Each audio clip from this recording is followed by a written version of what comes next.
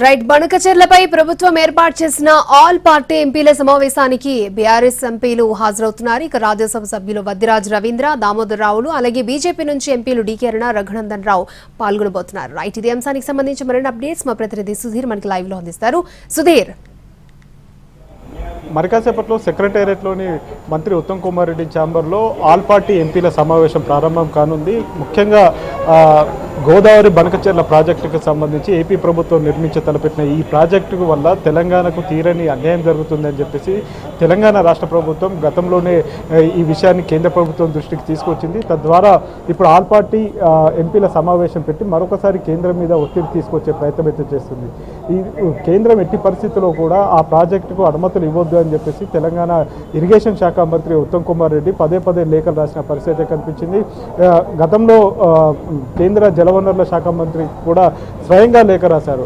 అంతేకాకుండా ప్రధానమంత్రి కూడా ముఖ్యమంత్రి రేవంత్ రెడ్డి లేఖ రాశారు. ఆ తర్వాత కూడా ఇతర అంశాలకు సంబంధించి సిడబ్ల్యూసీకి కూడా లేఖ రాసిన పరిస్థితి కనిపిస్తుంది. ఎందుకంటే దీనివల్ల అంటే ఇప్పుడు ఏపీ ప్రభుత్వం చెప్తుంది సముద్రంలోకి వృధాగా పోతున్న నీటిని మాత్రమే తాము ఒడిసిపట్టుకునే ప్రయత్నం చేస్తున్నాం, తద్వారా రాయలసీమ తాగునీటికి ఇది ఉపయోగపడుతుందని చెప్పేసి ఏపీ ప్రభుత్వం చెప్తుంది. కానీ తెలంగాణ ప్రభుత్వం చెప్తున్న దాని ప్రకారం చూసుకున్నట్లయితే దీనివల్ల తెలంగాణ రాష్ట్ర ప్రజలకు ఇబ్బందులు కలుగుతాయి. వృధాగా పోయే నీటికి సంబంధించి కానీ అది కేంద్ర జలవనరుల శాఖ నీటిని వాటాల రూపంలో పంపిణీ చేస్తుంది. తద్వారా ఈ వివిధ రాష్ట్రాలకు దీనివల్ల ఇబ్బందులు కలుగుతుందని చెప్పే ప్రయత్నం అయితే చేస్తుంది. అదే కాకుండా గోదావరి బేసిన్లోని నీటిని అంటే గోదావరిలో వస్తున్న నీటిని దాన్ని డైవర్ట్ చేసి ఇటు కృష్ణ బేసిన్లకు తరలించే ప్రయత్నం అయితే చేస్తుంది. నదుల అనుసంధానం పేరుతోటి ఈ ప్రక్రియ చేపడుతుంది. ఇది ఎట్టి పరిస్థితుల్లో కూడా ఉపేక్షించేది లేదు అని చెప్పేసి తెలంగాణ ప్రభుత్వం చెప్తుంది.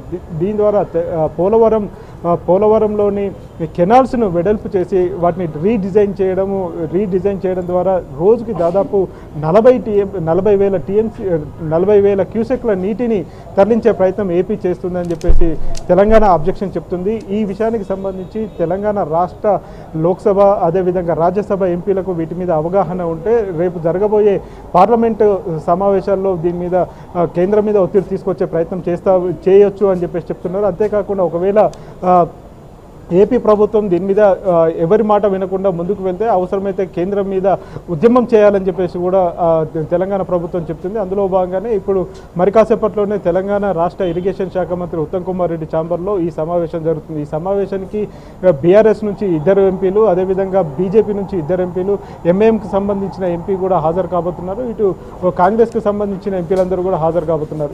ఈ సమావేశంలో మంత్రి Uttam Kumar Reddy power point presentation ఇవ్వబోతున్నారు. దీనివల్ల తెలంగాణ ప్రయోజనాలకు కలిగే విఘాతం ఏంటిది అనే విషయానికి సంబంధించి ఎంపీలకు అర్థమయ్యే రీతిలో వివరించే ప్రయత్నం అయితే చేస్తారు. ఈ సమావేశానికి ముఖ్యమంత్రి రేవంత్ రెడ్డి కూడా ముఖ్య అతిథిగా హాజరు కాబోతున్నారు.